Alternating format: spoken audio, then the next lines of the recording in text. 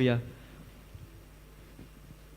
Iya, ada beberapa hal yang saya ingin sampaikan terlebih dahulu. Yang pertama, saya ingin mengucapkan terima kasih untuk Pastor Ishak dan Pastor Vivi yang telah memberikan kesempatan untuk saya untuk hadir di tengah-tengah saudara sekalian, menikmati kebenaran firman Tuhan. Jadi, sekali lagi saya mengucapkan terima kasih atas kesempatan yang boleh diberikan dan juga makan yang sudah diberikan, saudara sekalian. Oke, lalu berikutnya, yang kedua saya ingin mengatakan ada kata pepatah, tak kenal maka tak sayang.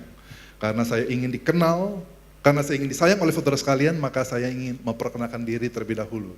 Jadi nama saya ialah Philip Sucadicia, dan sehari-hari saya melayani sebagai dosen. Saya melayani di beberapa kampus seperti Sekolah Tinggi Teologi Injil Indonesia. Lalu berikutnya saya juga melayani di FTT Reform Indonesia. Saya juga melayani di FTT Battle The Way, tempatnya Bapak Dr. Niko Notoro Harjo. Jadi ketika saya perhatikan, kemungkinan besar saya adalah satu-satunya hamba Tuhan di Indonesia yang bisa melayani di 3 denominasi berbeda sebagai dosen, saudara sekalian. Kalau khotbah banyak, tapi sebagai dosen sepertinya saya satu-satunya di Indonesia. Jadi saya melayani sebagai dosen, dan juga biasanya saya juga Sabtu Minggu melayani di berbagai macam tempat, saudara sekalian. Jadi pengkhotbah keliling, seperti dari minggu lalu saya baru pulang dari Medan, habis dari Medan langsung ke Yogyakarta, dari Yogyakarta langsung ke Surabaya. Habis Surabaya karena nanti saya tanggal 18, 19 harus khotbah lagi di Jakarta, saudara sekalian. Jadi saya harus cepat-cepat pulang juga. Jadi di samping saya melayani sebagai dosen, pengkhotbah, sekaligus saya melayani juga di terjemahan Alkitab, bukan lembaga Alkitab Indonesia, tetapi di bahasa transformasi suku, yaitu ke suku-suku pedalaman seperti Papua dan sebagainya, kami melayani di sana sebagai penerjemah Alkitab di Batraku atau bahasa transformasi suku. Jadi itu saudara sekalian, perkenalan dari saya, dan tema yang telah diberikan bagi saya adalah dari kitab Habakuk, saudara sekalian, oke? Dari kitab Habakuk. Mungkin bisa next slide, saudara sekalian. Jadi saudara sekalian, ini bukan berkhotbah saudara sekalian ya, karena ini pendalaman Alkitab. Saya akan menyampaikan sedikit saja saudara sekalian, mungkin bukan, sekali lagi, gaya saya bukan gaya berkhotbah, tetapi pada malam hari ini gaya seperti semi mengajar, sekali lagi ya, semi mengajar. Nanti hari Minggu barulah saya gaya berkhotbah. Saudara sekalian, ini ada yang menarik saudara sekalian. Ini merupakan garis besar daripada kitab Habakuk. Dan kitab Habakuk itu menariknya adalah ketika kitab Habakuk ini dibuka, kitab Habakuk itu dimulai dengan apa teman-teman? Ayat 1 dan 2 dimulai dengan apa? Komplainan. Dimulai dengan keluhan. Dimulai dengan kemarahan daripada sang nabi, saudara sekalian. Jadi ini menarik ya saudara sekalian. Jadi kita terkadang seperti Habakuk, kita memulai doa kita memulai pelayanan kita memulai kehidupan rohani kita itu dengan kemarahan. Kita tidak puas dengan Tuhan. Lalu berikutnya setelah Nabi Habakuk ini marah sama Tuhan, kemudian ayat 5-11, kemudian Tuhan menanggapi. Nanti kita akan bahas bagaimana Tuhan menanggapi. Apakah Tuhan menenangkan atau justru Tuhan semakin membuat Habakuk gusar? Apakah Tuhan meredakan emosi Habakuk, apa justru Tuhan memupuk emosinya Habakuk? Nanti kita akan lihat saudara sekalian. Lalu setelah bahas tentang pergumulan yang pertama, keluhan yang pertama, lalu berikutnya pasal 1 juga itu membahas tentang keluhan yang kedua, saudara sekalian. Ada di dalam ayat 12 sampai ayat 17. Lalu berikutnya pasal yang kedua Tuhan lagi merespon, dan selanjutnya nanti kita akan bahas secara singkat, saudara sekalian. Oke, jadi ini merupakan garis besar atau struktur daripada kitab Habakuk. Next, saudara sekalian. Oke, next. Jadi saya akan bahas dulu pergumulan Habakuk ya. Saya akan bahas dulu pergumulan Habakuk. Habakuk itu mempunyai satu pergumulan. Dan simpel saudara sekalian. Pergumulan Habakuk itu di dalam ayat kedua hingga ayat keempat, itu adalah pergumulan secara apa teman-teman? 1, 2, 3. Secara internal. Pergumulannya apa teman-teman? Secara apa? Secara internal. Nah kita akan baca ya, ayat yang kedua. Sampai kapan oh Tuhan, aku menangis minta tolong tetapi engkau tidak mendengar. Pernah gak saudara mengalami seperti ini?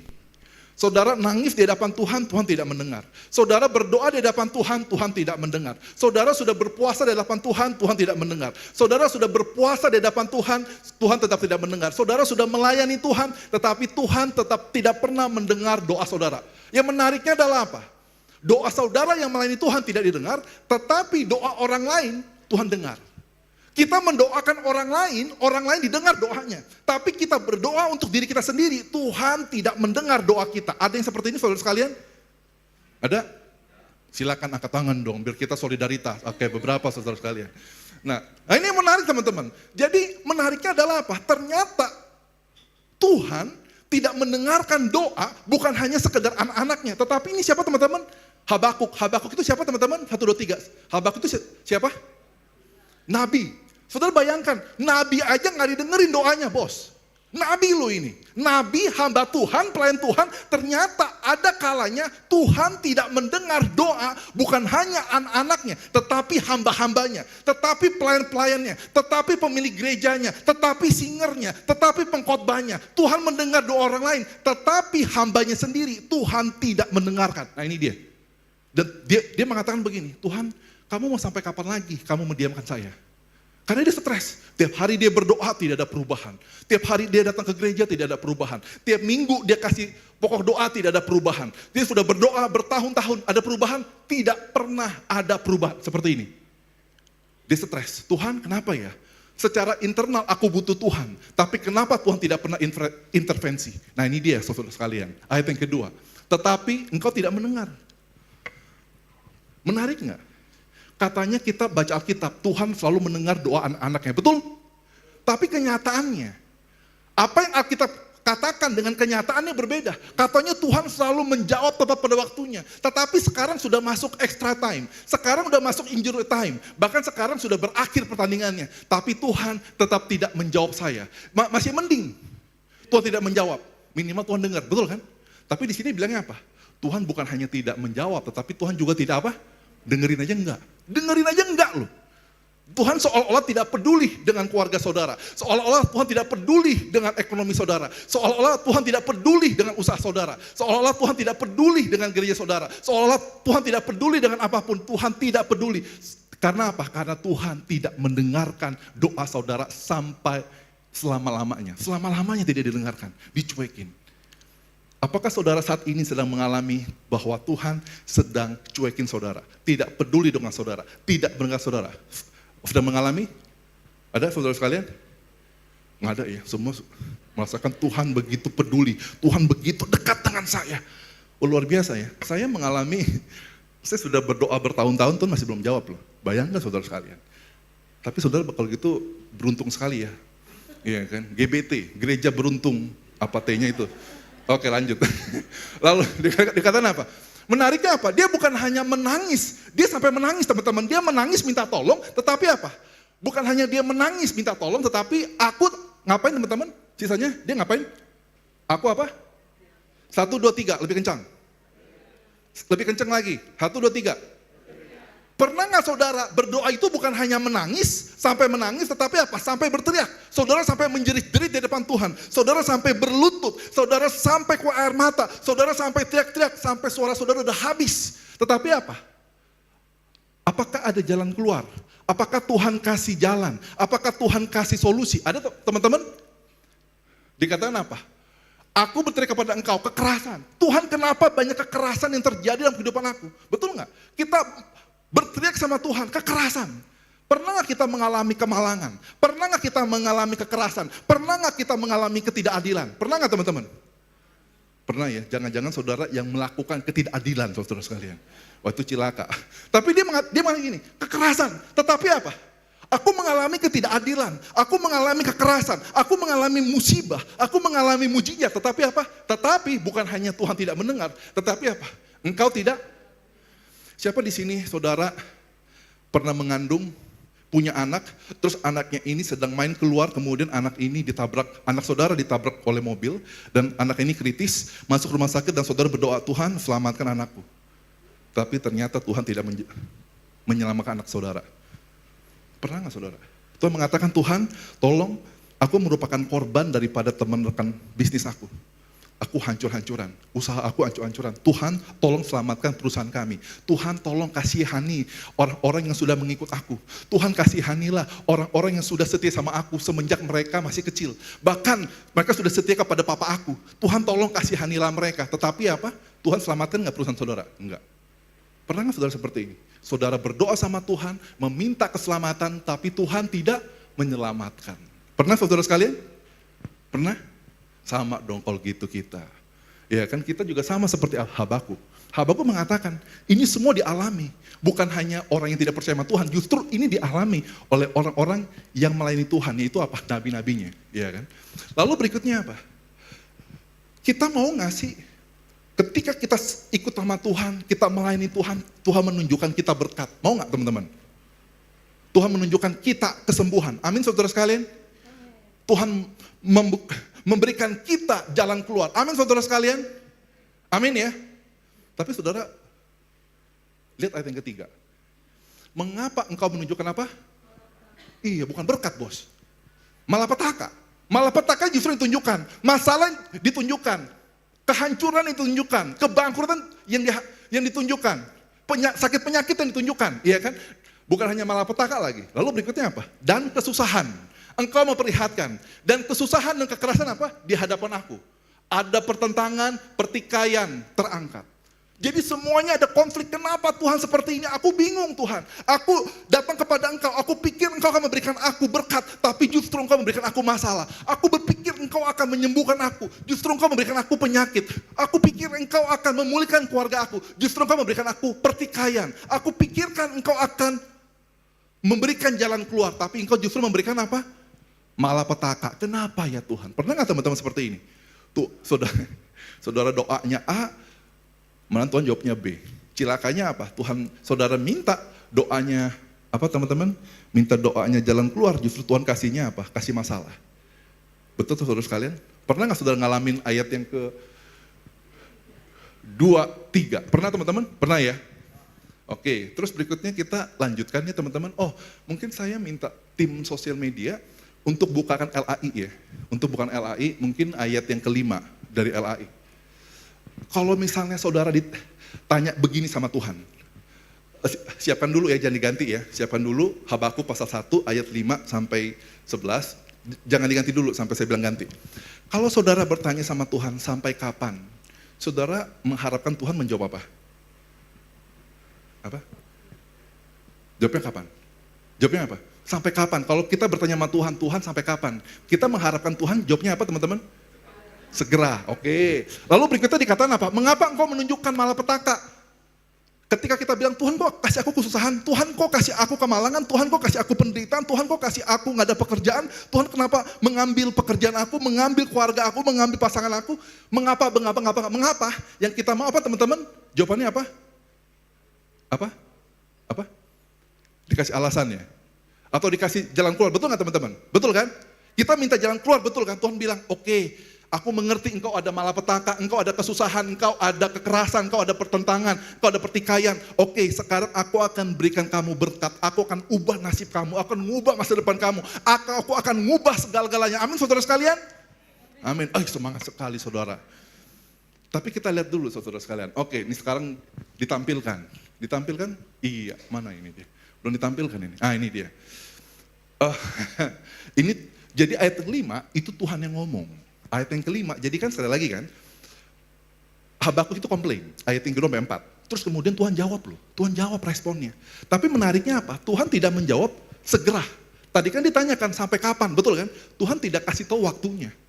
Yang kedua, ketika ditanya mengapa, Tuhan tidak kasih tahu apa teman-teman?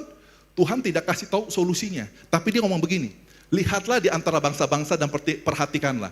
Jadilah heran dan tercengang-cenganglah. Sebab aku melakukan suatu pekerjaan dalam zamanmu yang tidak akan kamu percayai jika diceritakan. Amin saudara sekalian. Ini merupakan berkat Tuhan, betul nggak? Kita menantikan kan, ini merupakan berkat Tuhan yang tidak pernah disaksikan, yang tidak pernah diceritakan, yang kita tidak pernah lihat. Amin ya, ada berkat yang besar, yang tidak pernah kita pikirkan, yang tidak pernah kita bayangkan, yang tidak pernah kita mimpikan. Tuhan sediakan untuk kita. Amin. Coba kita ayat yang ke-6 dulu. Ini dia. Baca baik-baik ini. 1, 2, 3. Baca semua. 1, 2, 3.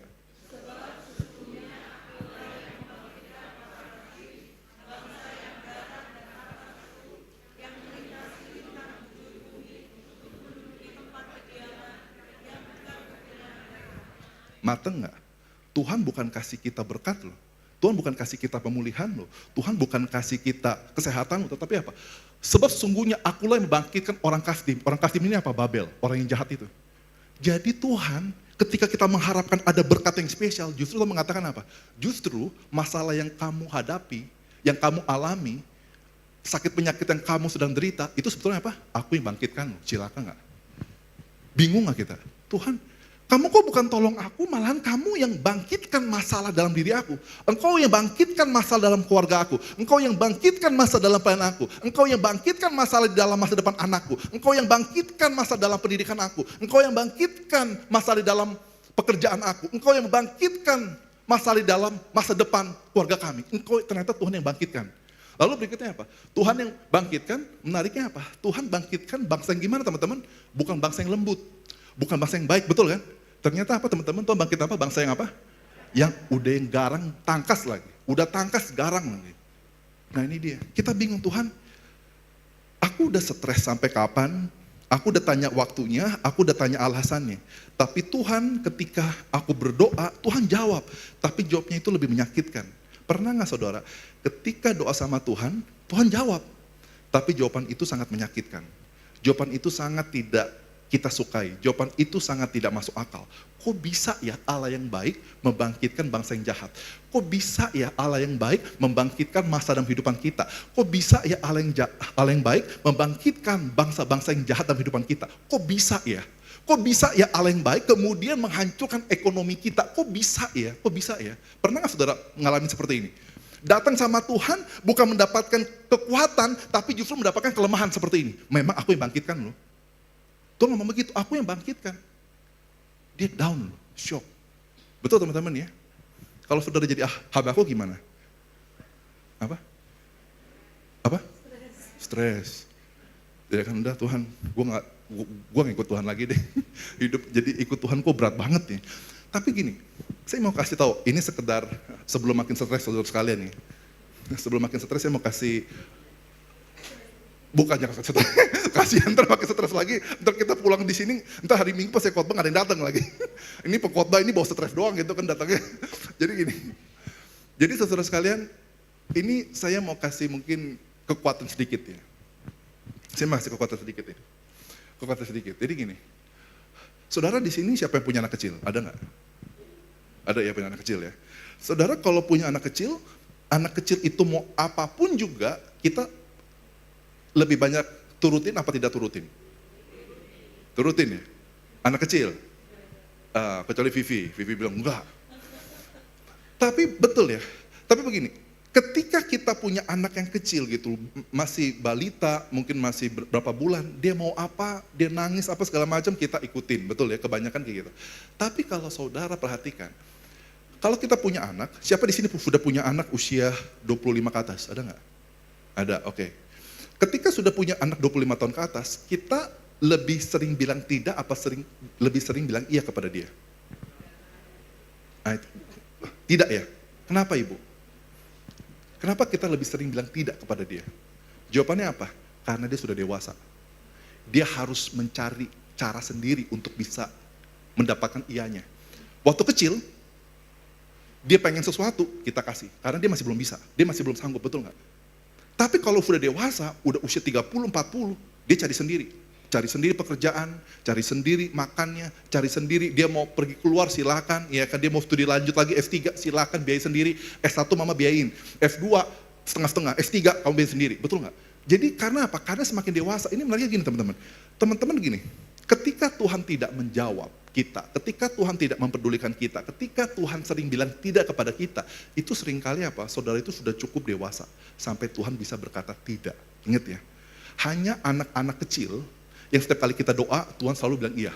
Itu kita masih kecil, masih anak-anak.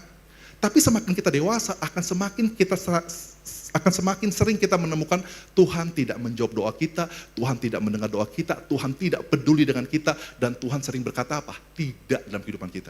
Karena apa? Karena Tuhan tahu kita sudah cukup dewasa. Dan sekarang saatnya engkau cukup dewasa untuk menerima tidak dari aku.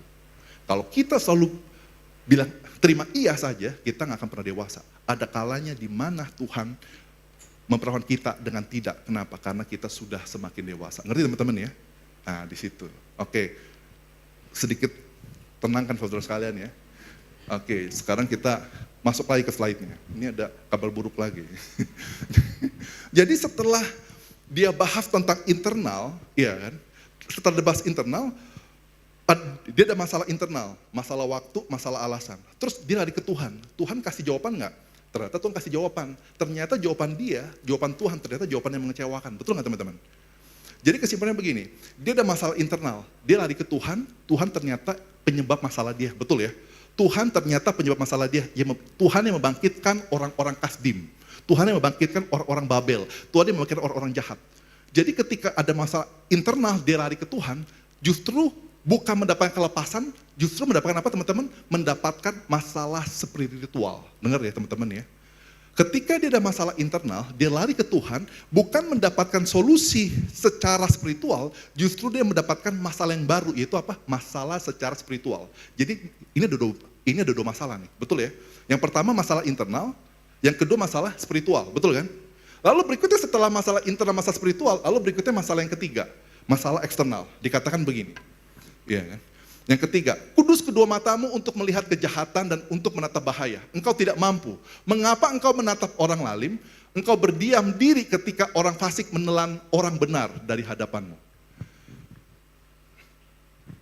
Dia nggak ngerti. Maksudnya begini, Tuhan itu kan maha kudus ya, betul nggak? Kok dia bisa pakai orang jahat sih? Dia kan orang kudus, Tuhan itu kan suci kan? Kok dia bisa pakai orang jahat? Terus berikutnya cilakanya begini, engkau berdiam diri ketika orang fasik menelan orang benar.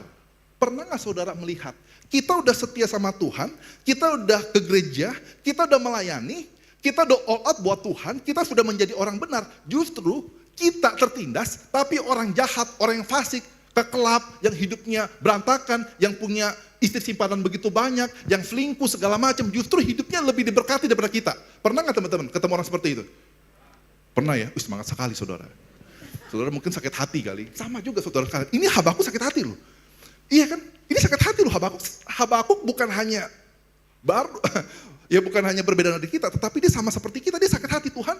Kenapa ada orang benar tapi hidupnya melarat? Ada orang benar tetapi hidupnya penuh kesusahan. Kenapa ada orang benar tetapi hidupnya, keluarganya, anak-anaknya miskin semua? Kenapa ada orang benar tetapi susah banget mencari pekerjaan? Kenapa ada orang benar tetapi susah sekali mendapatkan pasangan hidup? Tetapi di sisi lain ada orang jahat, kok gampang banget ya dia punya pekerjaan? Kok gampang banget ya usahanya? Kok gampang banget ya jalan-jalannya? Kok gampang banget ya dia punya pasangan? Kok gampang banget?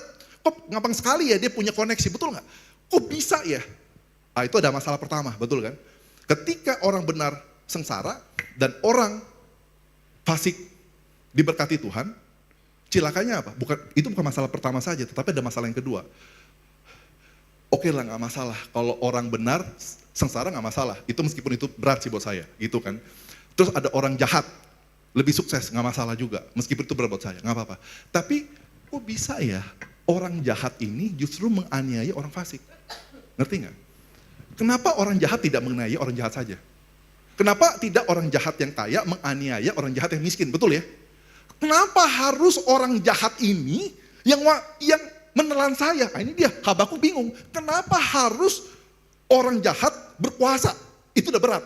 Terus udah berkuasa, terus nindas saya lagi. Dia memakai kekuasaannya menindas saya, menghancurkan keluarga saya, menghancurkan ekonomi saya, menghancurkan anak-anak saya, menghancurkan masa depan saya, menghancurkan pekerjaan saya, menghancurkan segala-galanya. Dan kenapa harus orang jahat yang menghancurkan saya? Kenapa tidak orang baik saja? Kenapa tidak orang yang lebih baik daripada saya yang menghancurkan saya? Wajar, betul nggak? Karena lebih baik. Tapi kenapa Tuhan pakai orang yang lebih jahat untuk menghancurkan saya?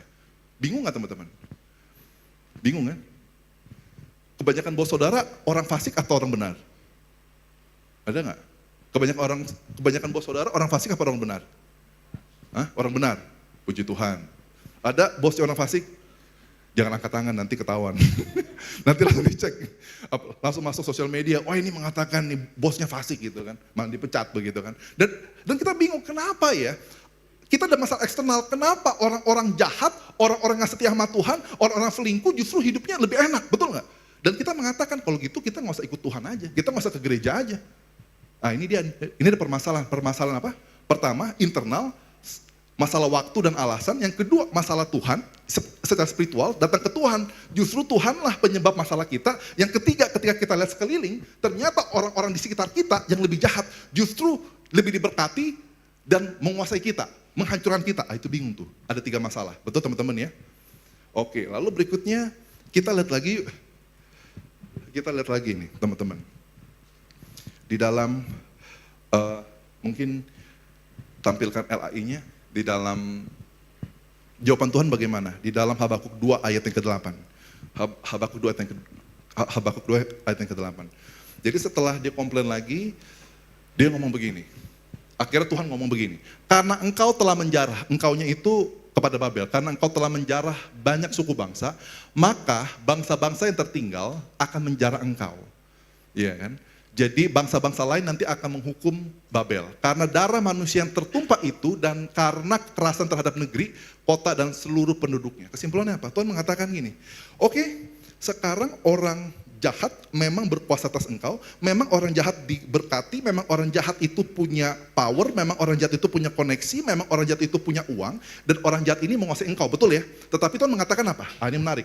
Tetapi orang jahat ini akan, nah itu dia kan, maka bangsa-bangsa yang tertinggal akan menjara engkau. Maka nanti Tuhan akan menghakimi Babel ini. Maka Tuhan akan menghakimi orang-orang jahat ini. Maka Tuhan akan menghancurkan orang-orang jahat ini. Amin saudara sekalian. Ada kata apa teman-teman? Apa? Ada kata apa? Akan, betul ya. Ada kata akan, 1, 2, 3, ada kata apa? Nah saudara sekalian, menurut saudara kata akan itu pasti atau tidak pasti? Pasti. Pastinya di mana? Kata akan itu pasti di mana? Akan itu pasti di mana? Teman-teman. Ini kan pendalaman Alkitab kan. Jadi saudara sedikit berpikir. Akan itu pasti di mana teman-teman? Akan itu pasti di mana? Akan. Apa? Masa akan datang. Oke. Tapi itu pasti nggak? Pasti. Tapi tidak pasti juga nggak?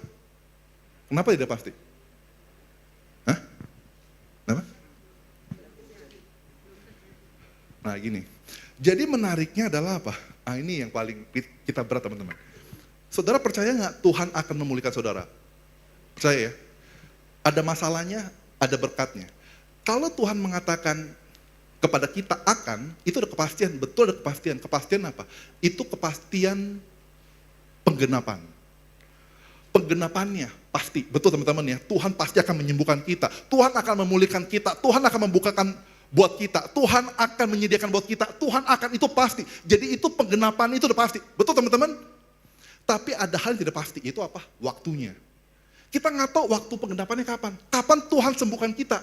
Tuhan nggak kasih tahu. Tuhan cuma bilangnya apa? Aku akan menyembuhkan engkau. Cilakanya apa? Kita nggak tahu akan itu kapan. 1 hari lagi, 2 hari lagi, 3 hari lagi, 1 minggu lagi, 1 bulan lagi, atau tahun depan, atau 10 tahun lagi. Nggak tahu. Tuhan mengatakan apa? Kamu jangan lihat kepada waktunya. Itu yang paling berat saudara sekalian. Kalau bagi saya ya, saya nggak masalah nunggu berapa lama, asal dikasih tahu apa, berapa lama lagi. Betul nggak?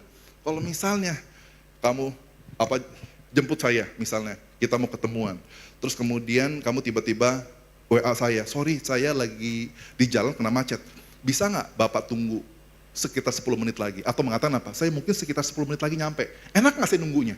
Meskipun kesel, tapi apa? Enak nunggunya, kenapa? Karena jelas 10 menit lagi, betul nggak? Tetapi Tuhan seringkali apa? Tuhan seringkali tidak jelas dalam kehidupan kita. Tuhan tidak kasih tahu waktunya, Tuhan cuma kasih tahu apa? Akan. Tuhan nggak kasih tahu 10 menit lagi, Tuhan tidak kasih tahu 10 tahun lagi, Tuhan tidak kasih tahu 30 tahun lagi, Tuhan tidak kasih tahu waktunya. Kenapa teman-teman? Jawabannya apa? Supaya apa? Di dalam kitab Habakuk dikatakan apa? Orang benar hidup dengan, sekali lagi, orang benar hidup oleh iman. Sekali lagi ya, orang benar hidup oleh iman. Menariknya apa teman-teman? Kalau orang benar hidup dengan waktunya 10 menit lagi atau 10 tahun lagi, iman itu hancur. Iman itu akan hancur ketika waktunya jelas. Dengar baik-baik. Iman kita akan hancur ketika waktunya jelas. Kita tidak suka, saya yakin di antara kita semuanya tidak suka namanya ketidakpastian. Kita pengen waktunya itu jelas. spesifik, jelas berapa lama. Tetapi Tuhan mengatakan apa? Menariknya begini, kita sangat suka dengan kejelasan, tapi Tuhan sangat suka dengan ketidakjelasan. Kenapa? Karena di dalam ketidakjelasan itu, iman kita muncul. Disitulah suka, Tuhan suka. Tapi kita nggak suka, Tuhan sukanya ketidakjelasan, supaya iman kita bisa bertumbuh dan muncul di tengah-tengah ketidakjelasan. Tetapi kita sukanya apa? Kita sukanya jelas. Padahal kalau kita baca di dalam kitab Habakuk, ketika kita minta sesuatu dengan jelas, kejelasan itu akan mematikan iman kita. Percaya deh. Kalau semuanya jelas, kita nggak beriman lagi sama Tuhan. Kita nggak menantikan Tuhan lagi. Kita tidak berkomitmen lagi. Kita tidak setia lagi sama Tuhan. Kenapa? Karena semuanya sudah begitu jelas. Tetapi Tuhan mengatakan kepada kita, kepada saudara dan saya hari ini. Ketika kita hidup harus dengan iman. Maksudnya apa? Meskipun waktunya tidak jelas. Meskipun penggenapannya tidak jelas. Meskipun kamu tidak tahu kapan. Meskipun semuanya gelap. Meskipun semuanya tidak pasti. Tetapi kita tetap percaya. Dan di situ namanya apa saudara sekalian? Saudara beriman. Tapi ketika semuanya jelas, saudara bukan hidup dari iman, tetapi saudara hidup dari penjelasan. Ketika semuanya jelas, itu saudara bukan hidup dari iman, tetapi saudara dan saya hidup dari logika. Ketika semuanya itu sudah menjelas, maka saudara dan saya bukan hidup dari iman, tetapi hidup dari kalkulasi. Dari perhitungan. Dan Tuhan mengatakan apa? Perhitungan kamu berbeda dengan perhitungan aku. Yang aku inginkan adalah di mana kamu bisa bertumbuh. Dan paling bertumbuh adalah saudara sekalian apa? Di tanah kegelapan, di tanah ketidakjelasan, dan di dalam tanah ketidakpastian yang kita paling benci. Tapi Tuhan mengatakan, kamu tidak akan bisa beriman kepada aku kalau semuanya jelas. Karena kejelasan, kepastian itu membunuh iman kita. Makanya Tuhan tidak kasih tahu apa teman-teman? Tidak kasih tahu waktunya. Ingat baik-baik saudara-saudara, kalau saudara nangis, Tuhan, bagaimana keluarga saya, bagaimana gereja saya, bagaimana konflik ini, nggak jelas. Disitulah saudara bersyukur, kenapa? Karena disitulah Tuhan sedang merajut iman saudara, menguatkan iman saudara. Karena biasanya saudara sekalian, perhatikan baik-baik, dengar baik-baik. Mujizat terjadi setelah iman. Ingat teman-teman ya, iman menghasilkan mujizat. Iman menghasilkan mujizat. Jadi kalau saudara ingin mendapatkan mujizat, saudara harus belajar hidup di dalam ketidakpastian. Betul kan? Saudara mau dapat mujizat kan? Saudara harus hidup di dalam ketidakpastian dan hidup di dalam apa? Masalah. Saudara mau gak hidup di dalam masalah?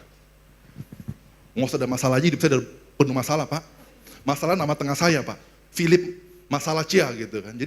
Jadi masalah aja tuh nama tengah saya. Dan saya stres banget dengan masalah. Tetapi kayak gini saudara sekalian. Kalau saudara tidak ada kegelapan, saudara tidak ada masalah, saudara tidak ada pergumulan, saudara tidak ada sakit penyakit, maka tidak perlu ada iman. Betul? Tapi karena ada masalah itulah saudara meminta kepada Tuhan, menantikan Tuhan, setia kepada Tuhan dengan iman saudara. Dan situlah akhirnya iman mendatangkan mujizat.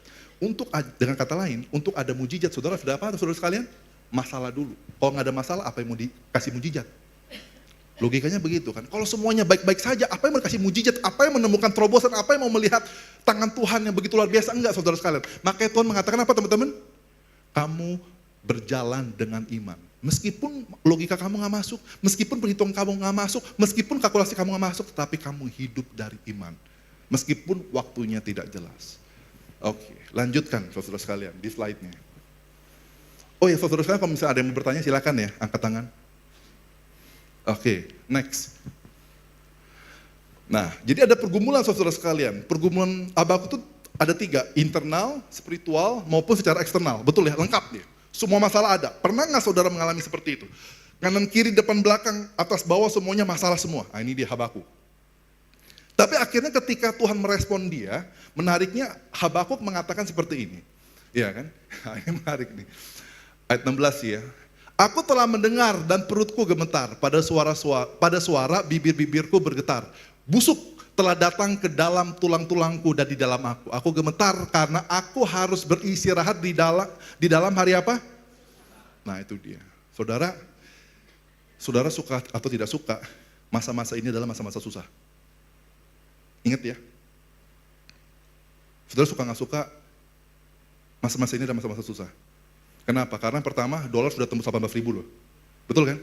Lalu berikutnya yang kedua, saham-saham IHSG itu sempat beberapa bulan lalu itu sempat sentuh 5.200. Ya kan sekarang meskipun nggak tahu, saya kayaknya baru kemarin lihat itu sekitar 5.800 ya, tapi tetap di bawah 6.000, betul kan?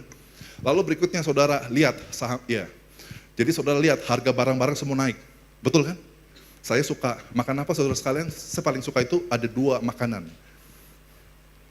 Itu kacang dan yang kedua keripik singkong. Jadi saya kalau makan kacang itu, saya itu punya filosofi saudara sekalian. Kalau kacangnya itu belum habis, saya belum berhenti. Harus habis dulu gitu. Kalau nggak bener-bener tuh kayaknya ada rohnya gitu, roh kacang gitu kan. Bilang saya, ayo makan terus, makan terus. Begitu pula juga dengan keripik. Jadi setiap kali saya ingat keripik itu, padahal udah lehernya udah mulai sakit, ya kan harus berhenti gitu kan. Nanti mau khotbah, saya tahu ini harus berhenti. Tapi nggak bisa berhenti saudara sekalian. Ada roh yang begitu kuat di keripik singkong itu. Jadi saudara sekalian kalau misalnya saya nanti hari Minggu bermasalah khotbah, pasti saudara tahu ada yang memberikan keripik singkong di kamar kami. Itu. Jadi saudara sekalian, saya suka pergi beli keripik singkong dan saya suka pergi ke abang-abang ya, abang-abang gerobak di tempat kami di Jakarta. Saya lihat ada gerobak singkong gitu kan. Dan biasanya itu 20.000 dapat 3 gitu kan. Saya akhirnya datang ke sana, saya tanya, "Bang, berapa sekarang, Bang?" Karena saya tahu harga keripik singkong pasti naik. Kenapa teman-teman? Karena harga plastik naik. Iya kan? Saudara tahu kan, gara-gara harga dolar naik, semuanya naik, semua gara-gara perang Iran, Amerika Serikat, iya kan, semuanya naik semua saudara sekalian. Ya kan, plastik, bahan baku, semuanya. Termasuk apa? Keripik singkong, tapi saya belaga blow on. Ya kan, barangkali dianggap kalau saya nggak tahu kan harga tetap sama kan. Dia tanya, "Bang, gimana harga tetap sama Bang, 20.000? Enggak Bang, sorry udah naik. Berapa sekarang harganya? 24.000. Saya tanya, kenapa 24.000? Karena apa teman-teman? Karena harga plastiknya sudah naik nih Pak. Udah naik, ya udah saya keluarin 24.000. Terus saya suka makan tempe saudara sekalian. Kenapa saya suka makan tempe? Karena tempe itu termasuk salah satu yang mengandung protein dan paling murah, betul ya? Protein yang paling murah, jadi saya makan tempe. Tempenya menariknya saudara sekalian, ketika kami beli, tempenya itu tetap sama harganya. Saya beli yang 5.000. Tetap sama harganya 5.000, betul ya? Tapi menariknya apa? Harganya tetap sama tetapi bentuknya berubah. Ya kan, menjadi lebih kecil saudara sekalian. Ya kan, dari yang panjang menjadi lebih, ya kan, lebih pendek, terus berikutnya yang lebar menjadi lebih sempit. Saya pikir berubah. Jadi saya melihat pasti ada perubahan. Entah perubahannya itu harganya yang berubah, atau berikutnya yang kedua, harganya tetap sama tetapi apa? Bentuknya yang berubah. Nah itu saudara sekalian. Dan saya melihat, wah ini berat nih. Ya saudara harus akuin gitu, sekarang itu makin berat tuh ekonomi. Ya kan, dulu yang kita misalnya ke mall itu 100.000 kita bisa berapa makan, sekarang udah terbatas, saudara sekarang udah nggak bisa. Lalu berikutnya saudara udah stres juga, apalagi ketika saya waktu itu baru khotbah di Bandung, dikatakan apa? Sekarang usaha pun udah sepi. Iya kan, karena orang sekarang fokusnya apa? Kepada kebutuhan hidup sehari-hari. Jadi mereka nggak belanja, mereka nggak habiskan uang seperti yang dahulu kala. Jadi mereka simpan uangnya. Bahkan nggak bisa simpan uang, bahkan mereka hanya pakai untuk kebutuhan sehari-hari, kebutuhan pokok. Jadi mereka mengalami kesulitan apalagi apa? Kena pajak lagi kan? Bukan hanya pajak yang biasa saudara sekalian, tapi ketika saudara mau online, sekarang pun juga kena kan? Semuanya kena barang-barang online, saudara jual online, sekarang juga semua dipajakin semua. Dan saudara bingung, ini bagaimana?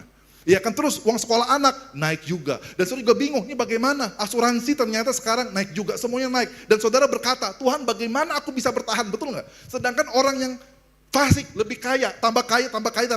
Sedangkan saya orang benar, tambah miskin, tambah melarat, tambah stres.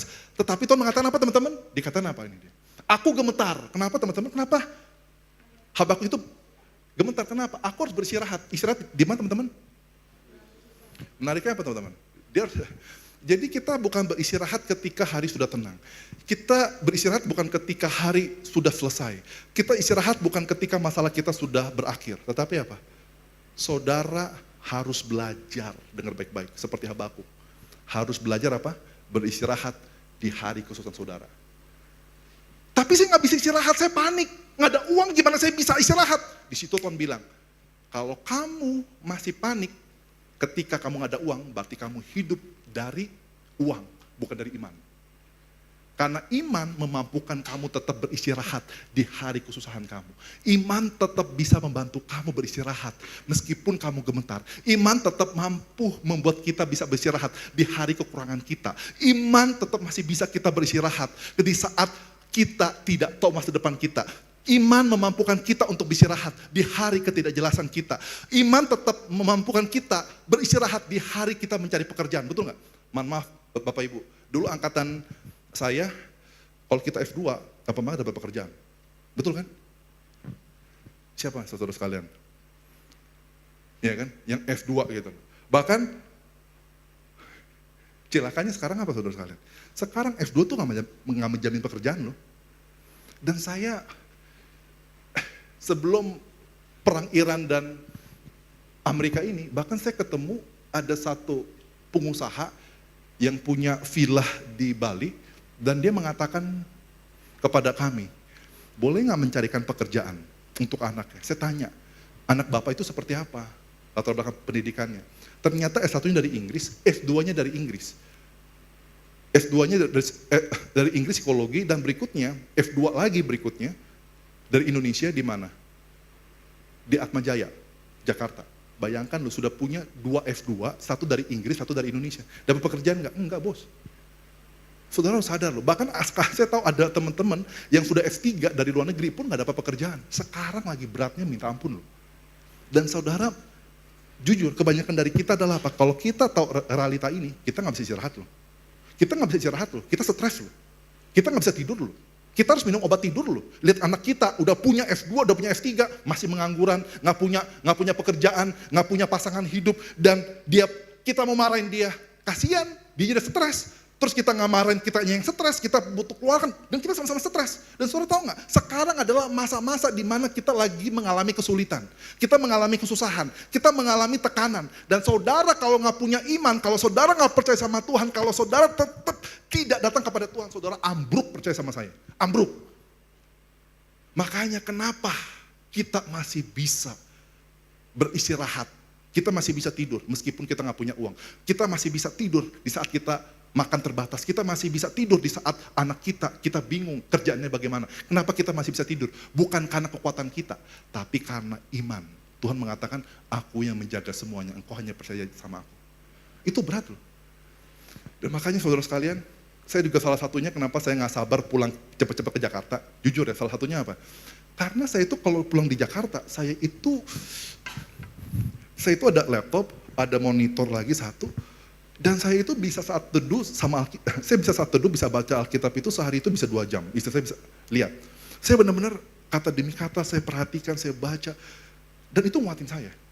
Jujur saudara sekalian ya, istilahnya begini, saya butuh tiap hari baca Alkitab untuk apa teman-teman? Buat saya waras.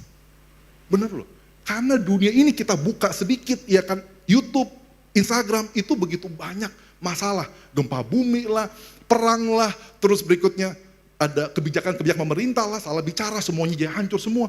Dan kita butuh firman Tuhan, benar saudara sekalian. Saudara butuh pendalaman Alkitab. Saudara butuh persekutuan dengan Tuhan. Saudara butuh relasi dengan Tuhan. Supaya apa? Supaya tetap kuat.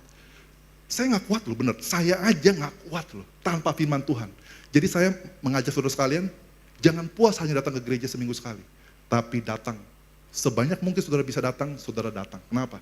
Karena disitulah saudara ada kekuatan. Disitulah saudara tetap masih bisa beristirahat di hari kesusahan kita. Jangan saudara udah hari susah, hari tua lagi. Wah udah susah, udah cilaka itu. Udah hari kita udah menghadapi hari susah kita di hari tua kita. Terus apa? Nggak bisa istirahat lagi. Minum obat tidur. Kayak mama saya. Kenapa saya bisa ngomong gini? Karena apa? Keluarga kami itu keluarga apa? Keluarga stresan.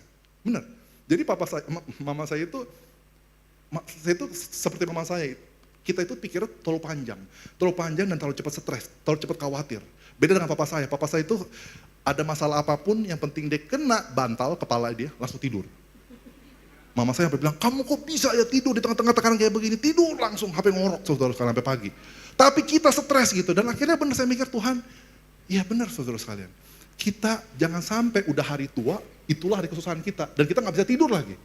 Wah saudara sekalian, amsyong badan kita itu capek setengah mati. Jadi kesimpulan apa saudara sekalian? Saudara tetap harus beriman, percaya, dekat sama Tuhan di tengah-tengah kesulitan saudara. Lalu berikut, ini dia. Kenapa teman-teman? Nah ini dia, ayat 18. Tetapi aku di dalam Tuhan, menarik ya, di dalam Tuhan, bukan di dalam kekuatan aku, di dalam Tuhan, bukan di dalam koneksi aku, di dalam Tuhan, bukan di dalam pemikiran aku, di dalam Tuhan, bukan di dalam koneksi aku. Dia kata apa? Aku akan apa teman-teman? Aku akan bergembira, akan bergembira. Kalau dia bilang akan bergembira, dia sudah bergembira belum? Belum. Jadi kesimpulan apa gitu? Dengar baik teman-teman. Gembira itu, ucapan syukur itu adalah pilihan. bukan kondisi hati, itu pilihan.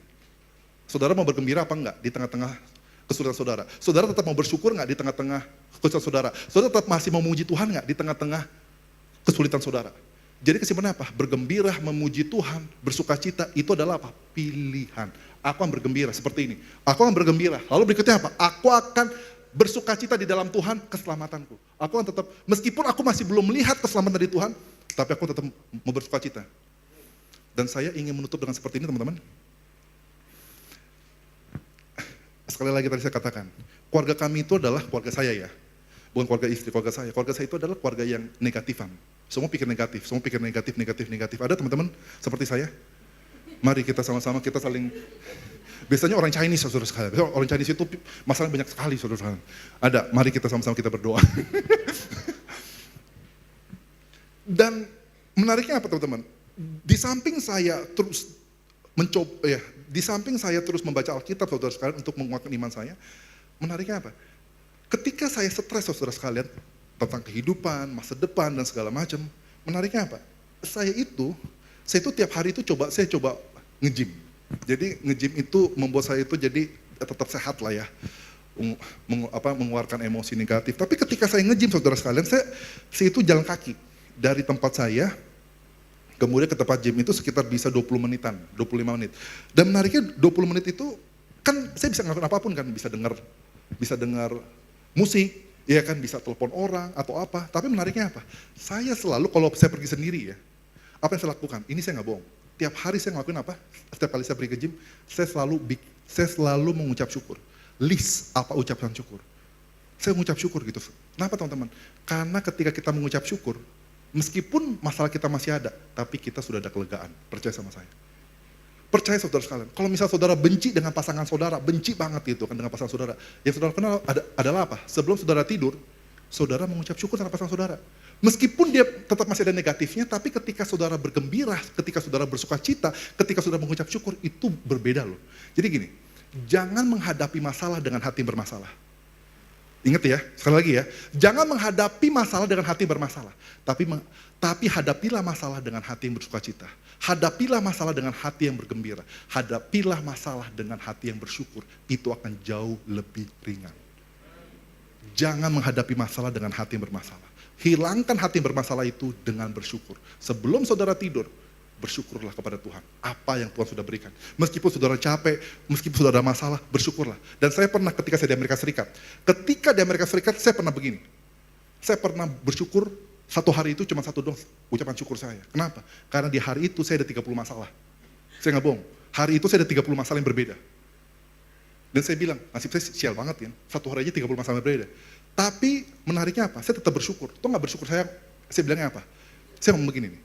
Tuhan, saya tetap bersyukur kepada Tuhan.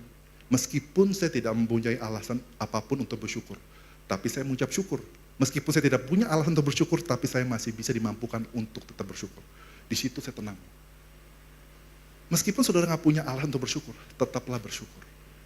Dan disitulah akan mengubah hati saudara. Untuk apa teman-teman? Kasih lihat ayatnya.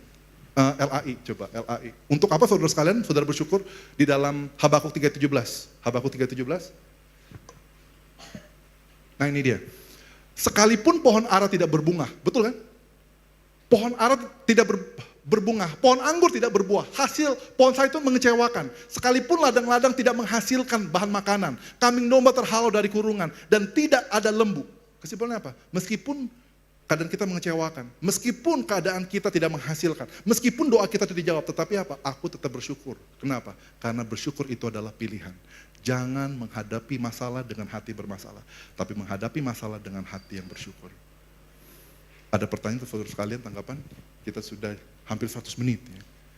Cepat saudara sekalian waktu ya, 100 menit. Ada teman-teman tanggapan pertanyaan tentang kitab Habakuk? Sudah selesai saudara sekalian ya, tentang kitab Habakuk. Jadi kitab Habakuk menariknya apa? Dimulai dengan masalah, diakhiri dengan solusi. Ada nggak solusi dari Tuhan? Enggak. Menariknya apa? Kitab Habakuk dimulai dengan masalah, diakhiri juga dengan masalah. Tetapi bedanya apa?